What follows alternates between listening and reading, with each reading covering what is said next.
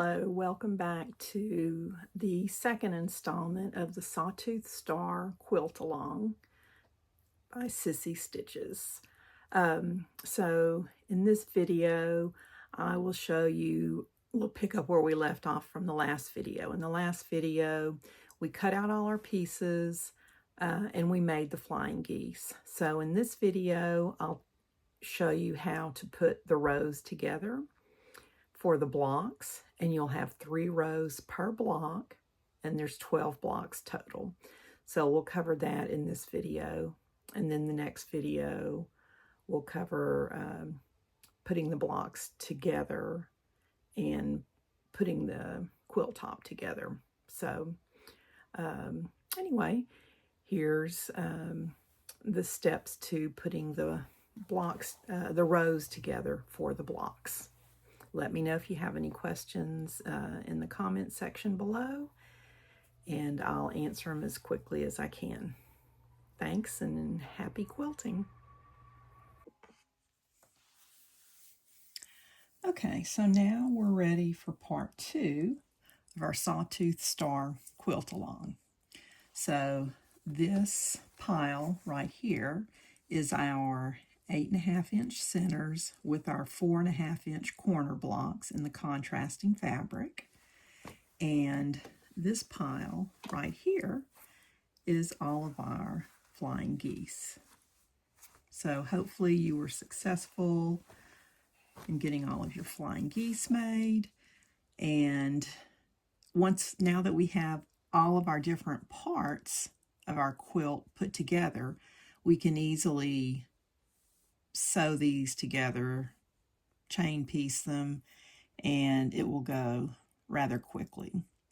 So that's why I like to force myself to cut out everything, then do all the flying geese, and then start putting the blocks together, because it really does go by real quick if you have everything ready to go rather than just doing one block at a time.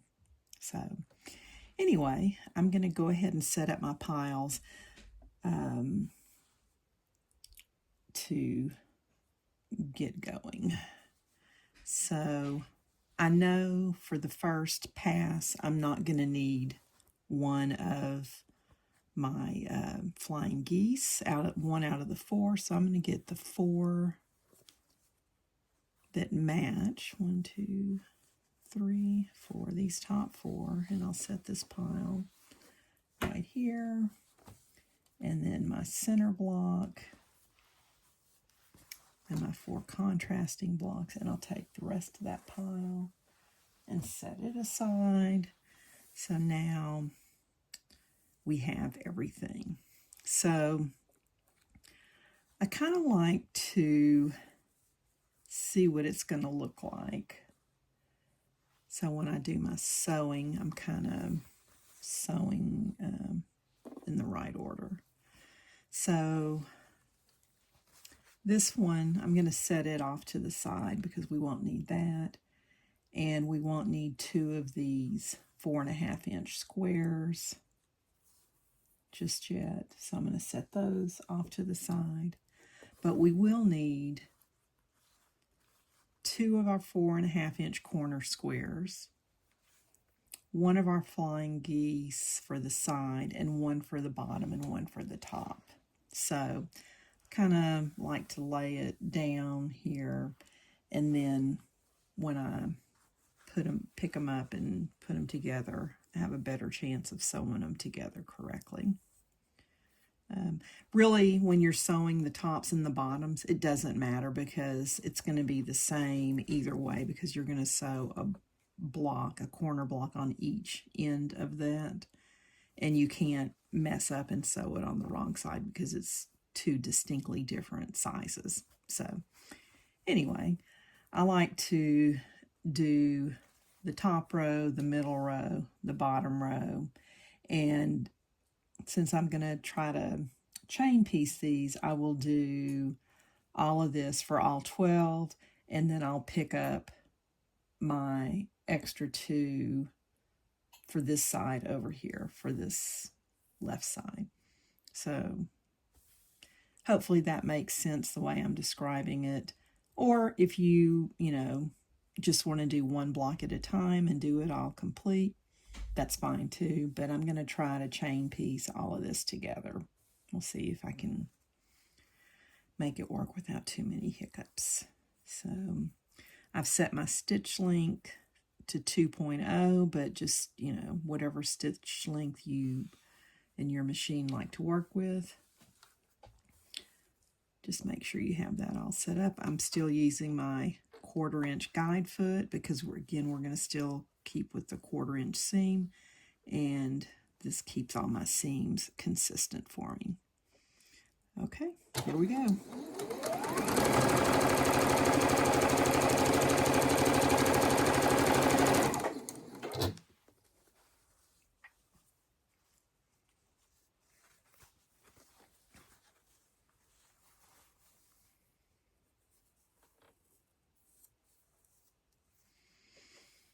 Okay, so if you're a little bit off, I just try to center this flying geese on the square. And if it has, this one has like maybe 1/8 of an inch total overlap. So I just try to center the square block underneath the flying geese.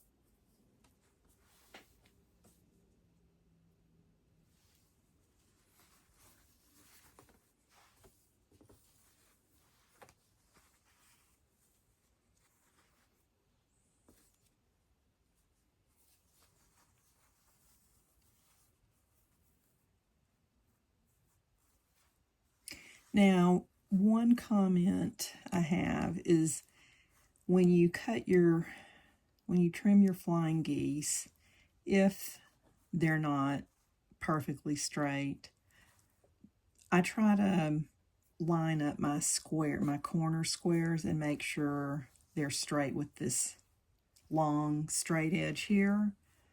And then try to make up for any off, extra in the seam allowance that goes up against the center.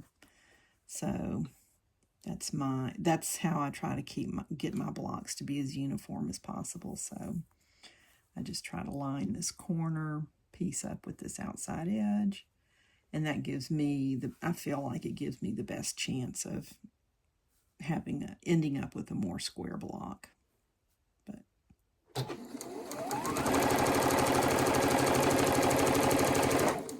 and now I sewed it on wrong. So just like I said, you can't sew it on wrong. I just proved that yes, you can. So let me find a seam ripper here.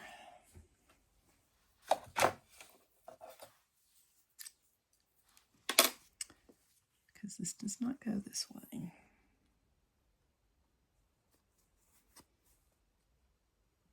So obviously, talking and sewing is not my strong suit, because I can't do both and get both of them, get my sewing to come out correct. So bear with me here for a moment.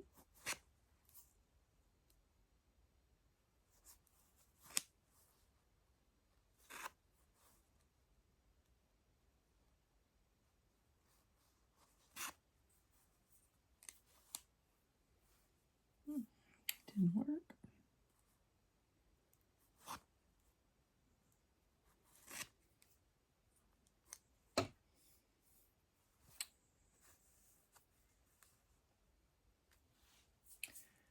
Okay, I'll leave that out because it's going to be needed again. All right, so let's try this once more and sew the correct side.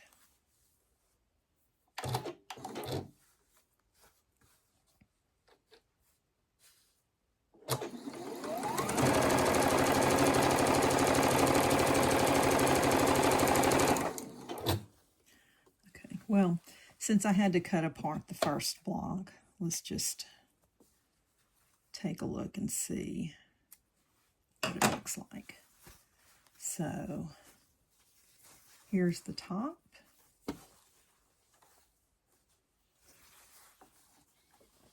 And here is the side. So you can see how it's going to look with the center block and the points in the same fabric, and then your corners and the center of your flying geese in your contrast. So, yep, it's looking good. So I'll just put these over in the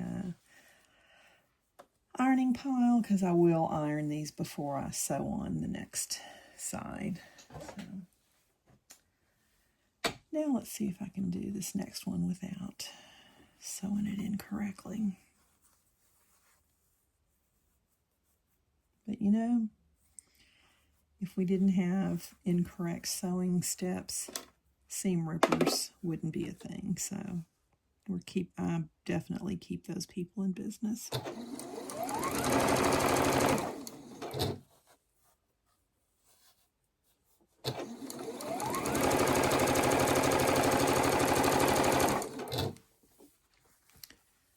Okay, and then the points match the center. And I like to sew with the, with the center square on top. It just makes it easier for me. And I know I didn't do that on the other one, but I like sewing that down. That's the piece side down. So.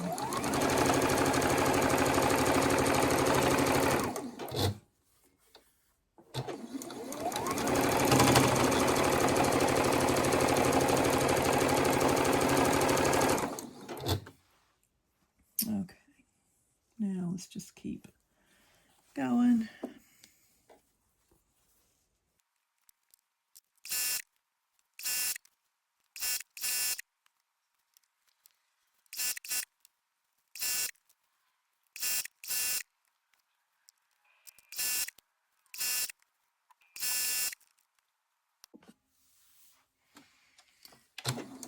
Okay, so now we've got everything sewn together for the right side.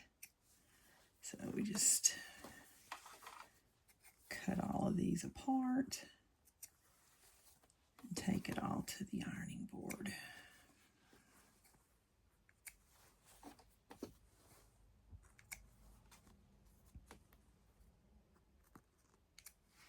Okay, well, I'll come back and cut the rest of these later, but this should be enough to get started with ironing. Okay, so here we are back at the ironing board. Put a little light on the matter. Okay, so I have two different ways to iron. When I'm doing the center block, I iron towards the center because this is kind of a bulky seam. So I press this one this way, and then for these, I press away from the flying geese into the corner block. If you want to press your seams open, please do, but I do. This is my preferred method. So let's see. Let's move this out of the way. So again, I'm just gonna set the seam, pressing down that, and then when I open it up, I'm going to press from the top towards the center. Okay, and then I like to set my, or use a wooden clapper on my seams. I don't know if it's really going to matter with these because these aren't pressed flat. So for the flying geese, I'm going to press away from the geese and out towards the corner piece, just to kind of help with some of the bulk with these flying geese seams.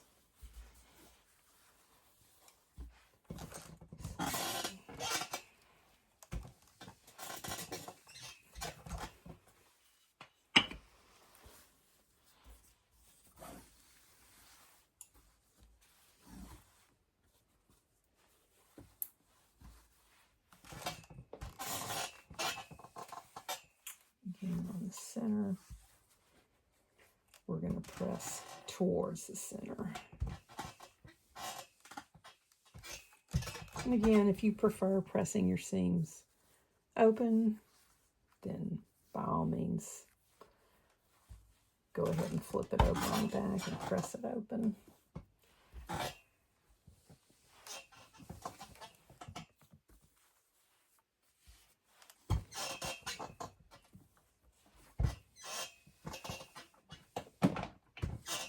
Okay, so now we'll take our little pile of pieces, and I just want to see what it looks like on the ironing board to have one laid out. So, okay, so this one I sewed the opposite way, but I'll add a corner piece here and a corner piece there. But yeah, I think those are going to make some nice 16-inch star blocks. Yeah, that's going to look good. Okay, so let's take these back to the sewing machine, and we're going to sew the other column of pieces.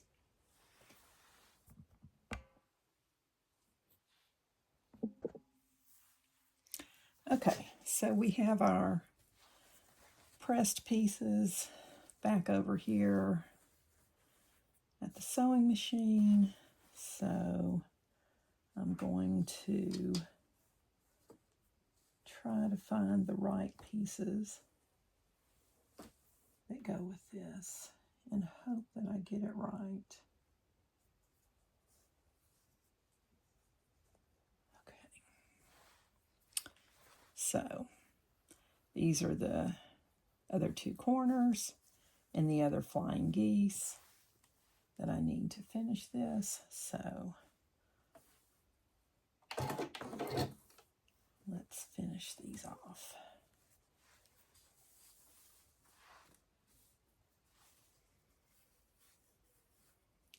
So I'll just put the other corner piece on the flying geese. And again, I'm going to try to keep this edge straight.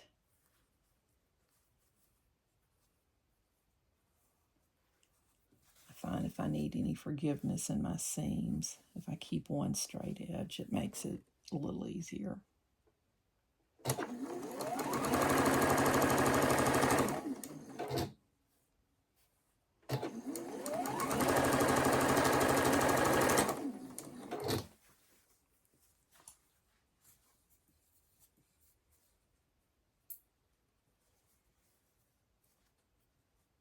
And the nice thing about these fabrics is there's no nap, or there's no direction that it has to go in, so I don't really have to be too careful when I pick up my pieces. I've done some before where I did have to be careful, and that's when my seam ripper got a lot of use.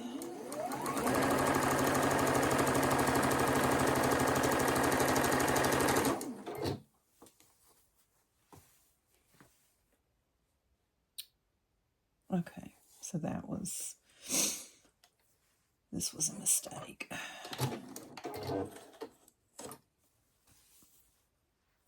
This corner piece should have gone onto this, not the side piece. Oops.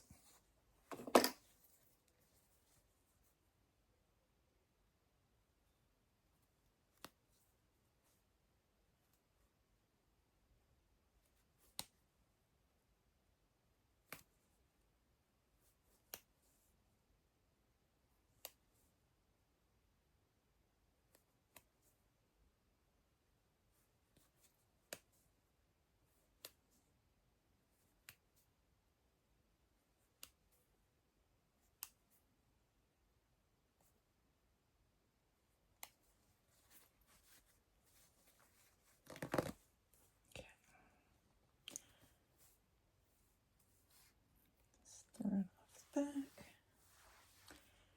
And let's try this again.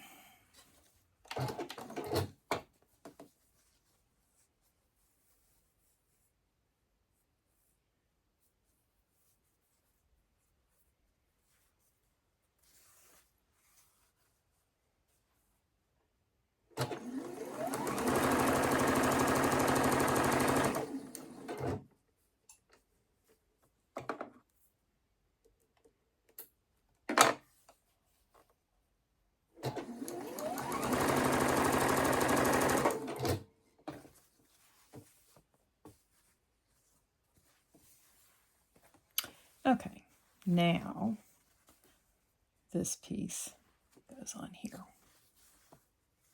The last flying geese.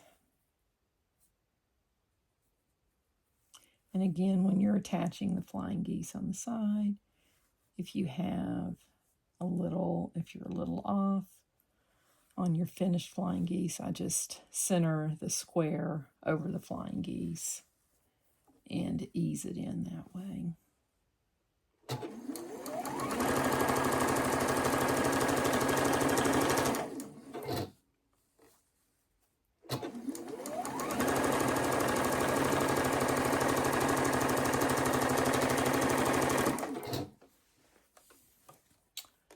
Okay, so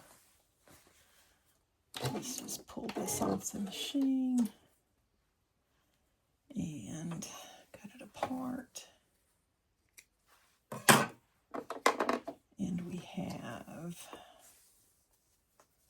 our top, center, and bottom.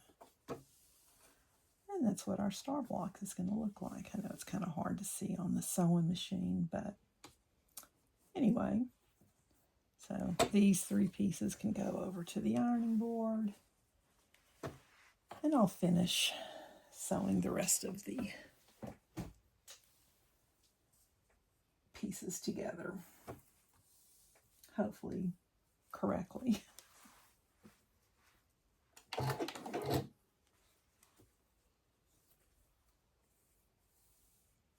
Maybe if I leave that flying geese over there off by itself until I get these on, I'll be less likely to sew it incorrectly.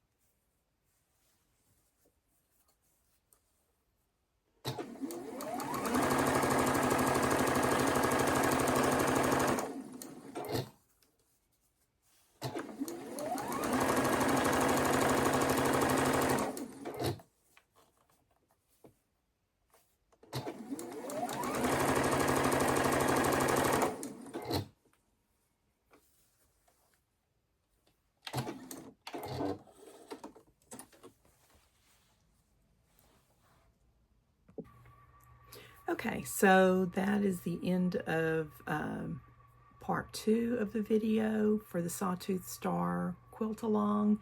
At the end of this video, you should have all you need to sew your rows together with your centers, your flying geese, your corner pieces, and get all your rows together and prepped and ready to sew your blocks together.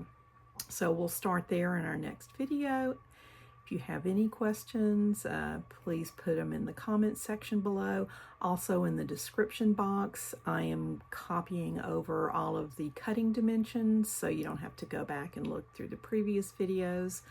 So, you know, try to make it a little bit easier. So anyway, let me know if you have any questions, and I'll get the next installment up in a few more days. Thanks. Happy quilting.